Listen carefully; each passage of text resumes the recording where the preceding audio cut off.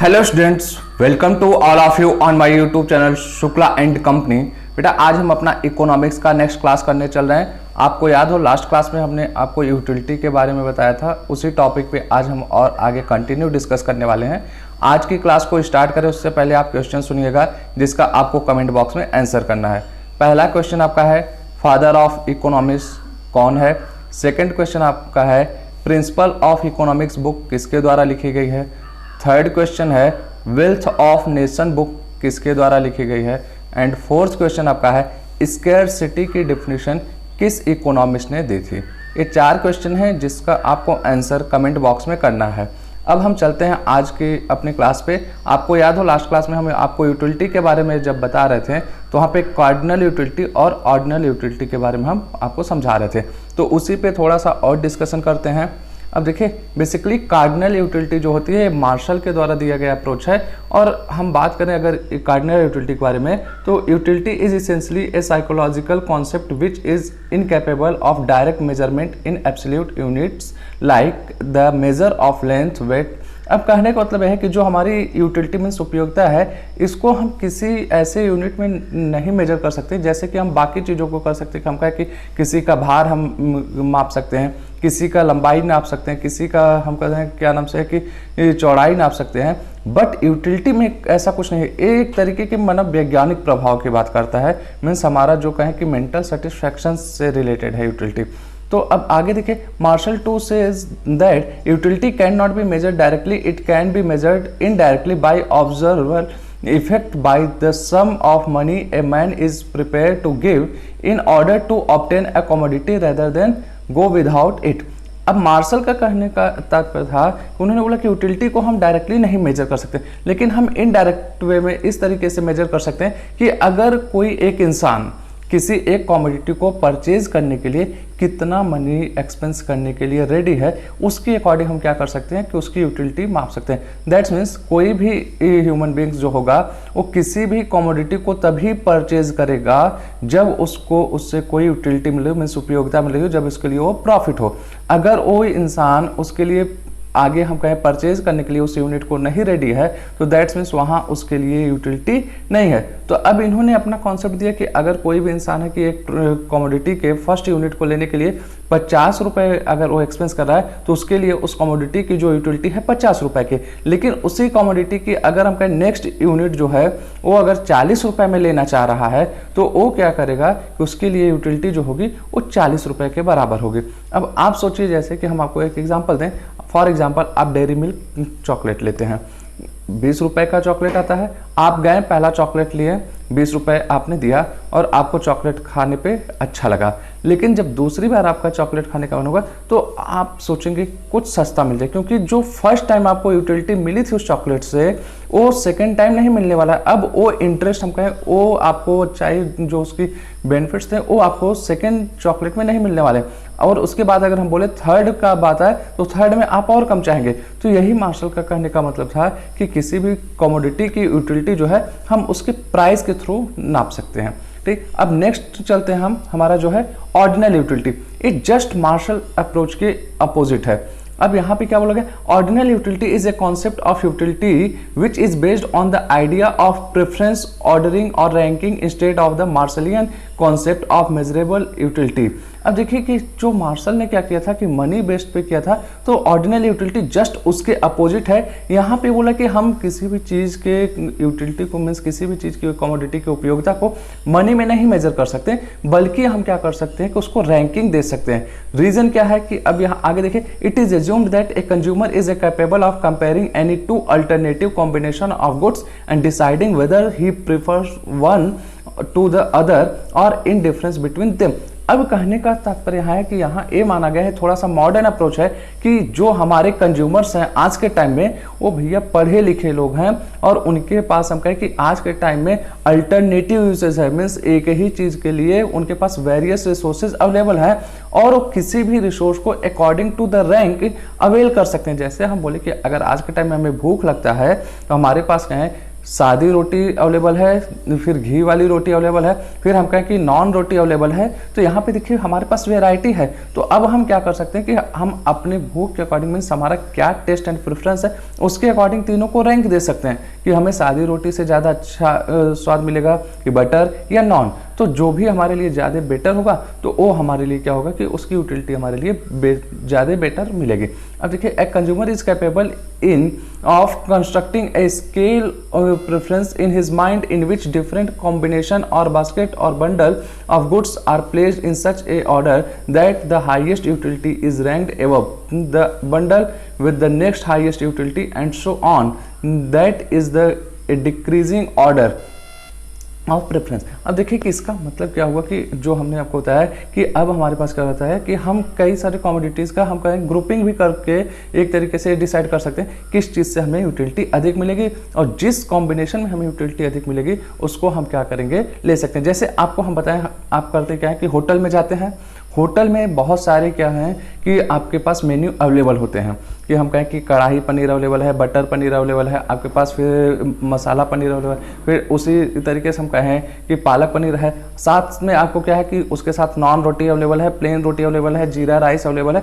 तो अब आप वहाँ से आप क्या करते हैं कि सबका पहले क्या करते हैं सिलेक्शन करते हैं और सिलेक्शन करने के बाद आप ये देखते हैं कि कौन सा कॉम्बिनेशन बनाए मीन्स मटर पनीर हम के साथ क्या लें कि सादी रोटी ले या नॉन रोटी ले, मीन्स किस में आपको यूटिलिटी अधिक मिलती है ये आप क्या करते हैं रैंकिंग के अकॉर्डिंग जा सकते हैं। तो जो बात आती है ऑर्डिनल यूटिलिटी में आती है। लेकिन अगर यहीं पे हम बोले कि जब आप होटल में जाते हैं आप ये नहीं देखते हैं कि कौन सा कॉम्बिनेशन आपके लिए बेटर है, बल्कि आप वहाँ पे प्राइस के अकॉर्डिंग क्या करते हैं कमोडिटी को डिसाइड करते हैं। तो आपका क्या होगा कार्डिनल यूटिलिटी होगा और मार्शलियन अप्रोच बोला जाता है। ठीक, अब चलते हैं हम अपने नेक्स्ट टॉपिक पे। हमारा जो अगला टॉपिक है law of diminishing marginal utility. अब ये ध्यान दीजिएगा कि किसके द्वारा दिया गया था। फर्स्ट लॉ है एच गॉसेन का। गॉसेन ने क्या किया था कई सारे लॉज दिए थे तो उनके द्वारा दिया गया है पहला लॉ है कि law of diminishing marginal utility. अब देखिए ये law of diminishing marginal utility basically क्या बोलता है, ये law of diminishing marginal utility बोलता है कि जब हम किसी भी कमोडिटी के एक यूनिट के बाद दूसरा यूनिट लेते हैं तो धीरे धीरे क्या होता है कि उससे हमें मिलने वाली यूटिलिटी मीन्स उपयोगिता हमारे लिए कम होने लगती है। ठीक है, और कम होने के बाद एक टाइम ऐसा आएगा कि उसकी उपयोगिता मीन्स हमारे लिए यूटिलिटी जो होगी वो जीरो हो जाएगी, फिर हम कहें निगेटिव हो जाएगी, मीन्स मार्जिनल यूटिलिटी की बात कर रहे हैं। अब आइए पहले हम इसको आपको ग्राफ के थ्रू समझाते हैं फिर इस टॉपिक पे आते हैं। देखिए हमारे पास क्या है कि हमने तीन चीज़ें लिया है, units of bread, marginal utility, total utility. अगर आप यूनिट्स ऑफ ब्रेड में देख रहे हैं तो हमने उसको यूनिट को डिवाइड कर दिया 1 2 3 4 से लेके 8 तक, मीन्स हमने 8 यूनिट ब्रेड का लिया और उससे मिलने वाली मार्जिनल यूटिलिटी की हम बात करते हैं। पहला यूनिट जब हम ब्रेड का लेते हैं तो हमें मार्जिनल यूटिलिटी जो मिलती है 20 मिलती है। सेकेंड यूनिट पे हमारी मार्जिनल यूटिलिटी 18 होती है, थर्ड यूनिट पे 15, फोर्थ पे 10, फिफ्थ पे 7, फिर नेक्स्ट 6 पे 5, फिर 7th पे 0 एंड 8th पे -2। आपको पता होगा कि हमने आपको बताया था कि जब हम किसी भी कमोडिटी को कंटिन्यू कंजम्पशन करते हैं तो क्या होता है कि उससे धीरे धीरे जो हमें सेटिस्फेक्शन लेवल होता है मेरा वो घटने लगता है और एक टाइम आता है कि उसका सेटिस्फेक्शन जो हमसे मिलता है 0 होता है और अगर फिर भी हम कंजम्पशन कंटिन्यू रखते हैं तो मेरा जो सेटिस्फेक्शन है वो निगेटिव में जाने लगता है। तो वही चीज़ यहाँ पे मार्जिनल यूटिलिटी बता रहा है। फिर अगर हम बोलें टोटल यूटिलिटी की बात, थर्ड कॉलम आप देखिए तो टोटल यूटिलिटी के बारे में बताए थे कि जो मार्जिनल यूटिलिटी मीन्स किसी भी कमोडिटीज़ का मार्जिनल यूटिलिटी फिर नेक्स्ट यूनिट जो हम कंज्यूम करते हैं उसकी मार्जिनल यूटिलिटी का दोनों का सम टोटल होता है। तो अब देखिए पहले यूनिट पे हमारा क्या था मार्जिनल यूटिलिटी जो था टोटल यूटिलिटी वो 20 रहा। फिर सेकेंड यूनिट पे हमारा जो टोटल यूटिलिटी बनता है वो 38 मीन्स 20 + 18 दोनों का सम टोटल। फिर थर्ड यूनिट पे हमारा मार्जिनल यूटिलिटी 53 बनता है तो 38 + 15। फिर नेक्स्ट फोर्थ पे हमारा 63 तो 53 + 10। तो ये जो हमारा मार्जिनल यूटिलिटी इन सबका सम टोटल करते हुए जाएंगे तो हमारा क्या होगा टोटल यूटिलिटी हमें ड्राइव होता है। अब हम आपको समझाने की कोशिश करते हैं। देखिए पहली चीज़ की मार्जिनल यूटिलिटी और टोटल यूटिलिटी में रिलेशन पूछा जाता है जो बहुत ही ज़्यादा इंपॉर्टेंट है। आप ध्यान से सुनिएगा, इसको नोट डाउन भी कर सकते हैं। पहला रिलेशन है आपका कि जब मार्जिनल यूटिलिटी आपका पॉजिटिव होता है, आप देखिए 20 से लेके 5 तक यहाँ पे आपका मार्जिनल यूटिलिटी पॉजिटिव है, मीन्स सब जो है पॉजिटिव सिंबल हैं कि 20 भी पॉजिटिव है, 18 भी पॉजिटिव है, सबके सब ऐसे केस में क्या होता है, जब आपका मार्जिनल यूटिलिटी पॉजिटिव रहेगा तो टोटल यूटिलिटी इंक्रीज करेगा। ठीक है, अब इंक्रीज में जैसे पहले 20 था, फिर उसके बाद 38, फिर 53, 63, तो देखिए टोटल यूटिलिटी आपका क्या कर रहा है, इंक्रीज कर रहा है। दैट्स मीन्स पहला आपका यहाँ पे पॉइंट बनता है when marginal utility is positive, in that case total utility increases. फिर सेकेंड आपका बनता है when marginal utility is zero, at that point total utility is constant. आप देख सकते हैं कि जो हम बोले हैं कि 7th और 6th यूनिट पे टोटल यूटिलिटी 75 ही है, तो यहाँ पे कहने का मतलब कि जब आपका मार्जिनल यूटिलिटी जीरो हो जाता है तो टोटल यूटिलिटी कांस्टेंट होता है। फिर अगला पॉइंट आपका थर्ड जो है कि when marginal utility is negative then total utility decreases. आप देख सकते हैं कि 75 से 73 पे आपका टोटल यूटिलिटी आ गया। तो ये आपका marginal utility and total utility में हम कहें कि रिलेशंस बताता है। ठीक है, अब इसी को अगर हम ग्राफ पे प्रेजेंट करने की कोशिश करें तो आप देखिए नीचे दो ग्राफ है। पहला ग्राफ जो आपका है टोटल यूटिलिटी का है, सेकंड ग्राफ आपका जो है मार्जिनल यूटिलिटी का है। अगर हम बात करें एक्स एक्सिस पे हमने क्वांटिटी लिया means unit of bread, Y axis पे हमने क्या लिया कि यहाँ पे टोटल यूटिलिटी। पहले ग्राफ की बात करें तो जब आप देखिए कि पहला यूनिट हम ले रहे थे ब्रेड का तो हमें टोटल यूटिलिटी मिली 20। फिर जब हम सेकेंड यूनिट पे गए तो हमारा जो टोटल यूटिलिटी होता है वो 38। दैट्स मीन्स हम कहें कि टोटल यूटिलिटी का जब हम ग्राफ बनाते हैं तो क्या होता है, पहले इंक्रीज करता है। तो आप देखिए अगर एक्स एक्सिस और वाई एक्सिस पे जो ग्राफ हमने बनाया, पहला ग्राफ टोटल यूटिलिटी का, वो स्टार्टिंग में क्या कर रहा है, इंक्रीज कर रहा है। और total utility after a certain time एक ऐसा यूनिट आता है, मीन्स अगर हम बोले 6th और 7th पे तो वहां पे जाके कांस्टेंट हो गया। तो ऊपर आप देख सकते हैं ग्राफ जाके क्या हुआ, थोड़ा कांस्टेंट हुआ है। फिर उसके बाद आपकी टोटल यूटिलिटी क्या होती है, डिक्रीज होना स्टार्ट होती है। तो आप देखिए टोटल यूटिलिटी कर्व जो है आपका डिक्रीज होना स्टार्ट हो गया। तो दैट्स मीन्स ये आपका बोलता है कि टोटल यूटिलिटी कर्व जो होता है सबसे पहले आपका अपवर्ड में जाता है, फिर आफ्टर अ सर्टेन पॉइंट वो कांस्टेंट होता है, फिर देन वो डिक्रीज करने लगता है। ये टोटल यूटिलिटी कर्व की बात करते हैं हम। अब सेकंड पे आते हैं मार्जिनल यूटिलिटी कर्व। यहाँ पे भी सेम वही लॉजिक, एक्स एक्सिस पे हमने क्वांटिटी लिया, वाई एक्सिस पे यहाँ पे हमने मार्जिनल यूटिलिटी लिया। अब देखिए मार्जिनल यूटिलिटी हमारी क्या हो रही थी कि अगर आप ऊपर देख सकते हैं चार्ट से तो डिक्रीज कर रहा था। तो वही चीज ग्राफ पे हमने दिखाने की कोशिश की। फर्स्ट यूनिट जब हमने लिया तो हमें मार्जिनल यूटिलिटी 20 मिला।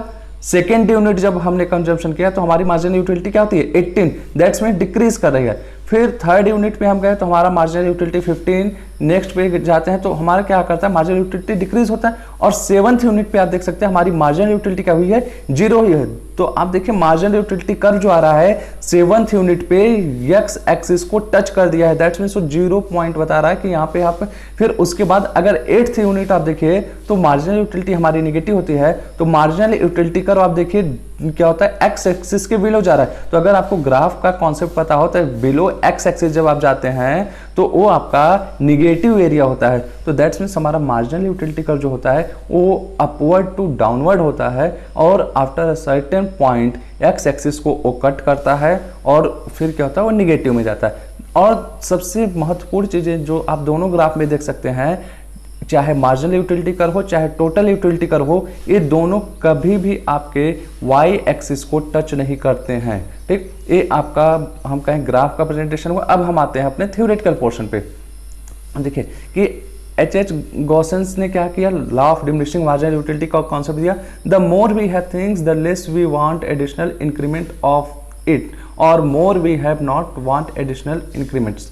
अब यहाँ पे जो हम कहें कि ओवरऑल कॉन्सेप्ट है law of diminishing marginal utility का, कि जैसे जैसे हम किसी भी चीज़ को क्या करते हैं कि अधिक कंजम्पशन करना शुरू करते हैं तो उसकी यूटिलिटी हमारे लिए क्या होती है, डिक्रीज करने लगती है। ठीक है, आगे अगर हम बात करें reason for law of operation means एक कैसे ऑपरेट कर सकता है कि किस जगह एप्लीकेबल, तो commodities are not perfect substitute, फिर स्टेबिलिटी इन पिक्यूलियर वांट्स। अब देखिए कि जो कह रहा है कि जब हम कोई भी कमोडिटीज़ की बात करते हैं तो वो परफेक्टली सब्स्टिट्यूट नहीं होना चाहिए। मीन्स यहाँ पे हम कहें कि वो एक दूसरे के साथ चेंज नहीं हो सके।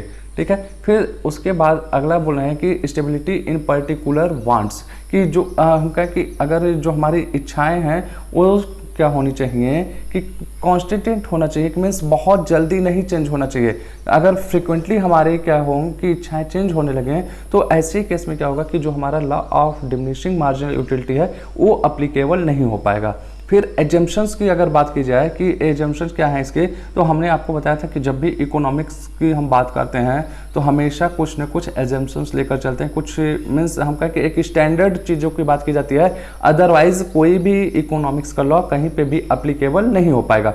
अगर बात की जाए एजम्पशंस की क्या है, तो homogeneous commodity quantity and size quality, means जो कमोडिटी हम यूज़ करेंगे वो हम कहें कि सेम नेचर की होनी चाहिए, फिर उसकी क्वालिटी जो होनी चाहिए एक स्टैंडर्ड क्वालिटी होनी चाहिए, साइज जो होनी चाहिए वो भी स्टैंडर्ड साइज होनी चाहिए, एंड क्वालिटी भी अच्छी होनी चाहिए। सेम टाइम एंड प्लेस, अगर हम बात करें कि टाइमिंग की, तो टाइमिंग एक साथ होनी चाहिए, फिर प्लेस भी एक ही बराबर के होना चाहिए, मीन्स एक स्थान पे हम उस चीज़ को क्या करेंगे, एनालिसिस करेंगे। फिर do not change in income, interest, fashion, mental makeup and behaviour of consumer, means हम कहें कि जो कंज्यूमर है, जो हम कहें कि उस जिसके ऊपर हम इस चीज़ को एनालिसिस करने वाले हैं, उसके इनकम में कोई चेंज नहीं होना चाहिए। इंटरेस्ट का मतलब यहाँ पे है कि उसका हम कहें कि स्वभाव नहीं चेंज होना चाहिए, कि फिर फैशन, फिर मेंटल मेकअप मीन्स उसका हम कहें कि साइकोलॉजिकली उसका कोई भी बिहेवियर चेंज नहीं होना चाहिए। फिर do not change the price and value of commodity of substitute goods,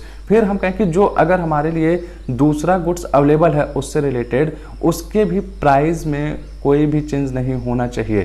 ठीक, फिर अब हम बात करते हैं कि law of diminishing marginal utility कहाँ पे नहीं अप्लीकेबल होगा, एक्सेप्शंस। हम कहें स्मॉल यूनिट्स, अगर हम किसी भी चीज़ का स्मॉल यूनिट्स यूज़ करते हैं, मीन्स अगर हम कहें कि स्टैंडर्ड यूनिट नहीं यूज़ कर रहे हैं, तो वहाँ पे ये क्या होगा कि नहीं अप्लीकेबल करेगा।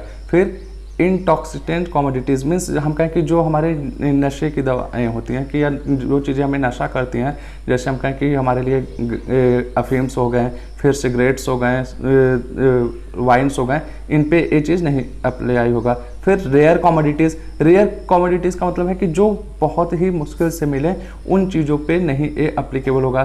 फिर इंटरेस्टिंग कमोडिटीज़, कि अब हम कहें कि कोई ऐसी चीज़ है कि जिसमें हमारा इंटरेस्ट, हमें बहुत ही ज़्यादा सेटिस्फेक्शन मिल रहा है, तो उस पर भी अप्लीकेबल नहीं होगा। फिर बात करते हैं इनिशियल स्टेज, मीन्स किसी भी चीज़ के स्टार्टिंग पॉइंट पे a law of diminishing marginal utility नहीं अप्लीकेबल करेगा।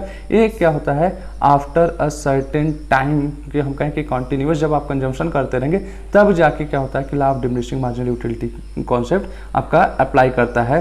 फिर various uses of commodities, means जो कमोडिटीज़ आप यूज़ कर रहे हैं उसका एक से अधिक यूज़ होना चाहिए। ठीक है, तो वहाँ पे क्या होगा कि a law of diminishing marginal utility नहीं अप्लीकेबल कर पाएगा। अगर ऐसा चीज़ें बनता है, मीन्स उसका एक से अधिक यूज अगर हो रहा है, तो फिर आप वहाँ पे law of diminishing marginal utility नहीं अप्लाई कर पाएंगे, क्योंकि आप उसी चीज़ का दूसरा प्रोडक्ट बना के यूज कर लेंगे। फिर आगे हम बात करें use and importance, consumption, distribution, demand, supply, law of equi marginal utility, taxation, price determined and diamond water paradox, ये सब चीज़ें क्या है, प्रोपाउंडेड बाई, हम कहें कि इसका जो इन चीज़ों पे बात की जाए कि एडम स्मिथ ने अपना पॉइंट दिया है कि कहाँ पे क्या होगा कि a law of diminishing marginal utility apply होगा, कहाँ पे नहीं होगा। अब डायमंड वाटर पैराडॉक्स देखिए क्या होता है कि price of any commodity is determined according to marginal utility not total utility, कि अब यहाँ पे बात किया गया कि अगर हम किसी भी चीज़ का प्राइस अगर डिसाइड करते हैं तो वो जो डिसाइड होगा मार्जिनल यूटिलिटी के द्वारा होगा, कभी भी टोटल यूटिलिटी के द्वारा किसी भी कमोडिटीज़ का प्राइस डिसाइड नहीं किया जाता। फिर utility of diamond is less but price very high, but marginal utility is high, so price is also high due to scarcity. अब देखिए कि डायमंड की अगर बात की जाए तो डायमंड का जो हम कहें कि वो आपका प्राइस बहुत ज़्यादा है और मार्जिनल यूटिलिटी भी इसकी क्या है, डायमंड की बहुत ज़्यादा है, और हम कहें कि इसकी स्कैरसिटी का मतलब हम कहें कि अभाव है, कि देख सकते हैं आप डायमंड बहुत ज़्यादा अवेलेबल नहीं है, बट इसको अगर हम चाहें तो यहाँ पे law of diminishing marginal utility नहीं होगा, क्योंकि ये हम कहें कि रेयर चीज़ें हैं कि आप जितना डायमंड रखना चाहिए, क्योंकि आपको पता है कि इससे आपका वेल्थ इंक्रीज करेगा। फिर price of water is nil but utility is very high and marginal utility is less, so price is also less. अब देखिए यहीं पानी की अगर हम बात किया जाए कि इसका जो कह सकते हैं कि प्राइस ऑफ वाटर इज नहीं, हम कहें कि नॉर्मली अगर हम बाकी चीज़ों से कंपेयर करें पानी की कीमत वो बहुत ही क्या कर सकते हैं कि कम है, लेकिन यूटिलिटी की बात की जाए बहुत ही ज़्यादा है। रीज़न कि आपको पानी के बिना एक भी दिन नहीं गुजारा कर सकते हैं। फिर लेकिन मार्जिनल यूटिलिटी क्या है इसका, लेस है कि, और इसी वजह से क्या होता है इसके प्राइस भी लेस है।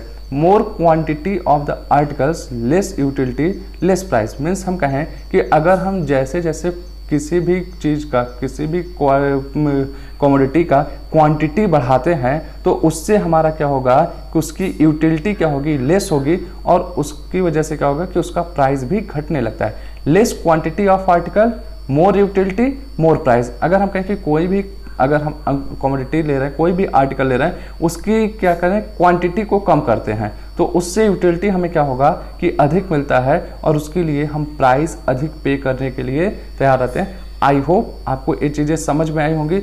अब हम आपसे मिलेंगे नेक्स्ट क्लास में, तो वहाँ पे हम इकोनॉमिक्स के कुछ और इम्पॉर्टेंट चीज़ें बताएंगे। एक चीज़ यहाँ पे क्लियर करना चाहते हैं कि कुछ बच्चे अभी परेशान है कि सर इकोनॉमिक्स में कौन सा टॉपिक आएगा, कौन सा नहीं आएगा। तो हम आप लोग से हमेशा बोलते हैं आप पेशेंस के साथ क्लासेस देखते रहिए। जो टॉपिक्स आपके एग्जामिनेशन पॉइंट ऑफ व्यू से है, सही टाइम पे हम पढ़ाएंगे उस टॉपिक को। आप ये सोचिए कि जैसा आप 11th 12th में पढ़ के आए हैं उसके अकॉर्डिंग पढ़ाया जाए, तो BHO एंट्रेंस में उस तरीके की पढ़ाई नहीं होती है। यहाँ सबसे पहले उन टॉपिक को टच किया जाता है जो आपके लिए सबसे ज़्यादा इंपॉर्टेंट हो, ताकि आपके माइंड पे वो ज़्यादा इफेक्टिव वे से क्या करे कि एक अपनी छाप छोड़े। फिर जैसे जैसे जो चीज़ें आपके लिए कम इंपॉर्टेंस रहेंगे उसको हम आगे धीरे धीरे बताते रहेंगे, लेकिन वो सारे टॉपिक्स आपको बताए जाएंगे जो आपके एंट्रेंस के पॉइंट ऑफ व्यू से इंपॉर्टेंट होंगे। आई होप आज की क्लास आपको समझ में आएगी। तो मिलते हैं नेक्स्ट क्लास में, तब तक के लिए गुड लक, थैंक यू।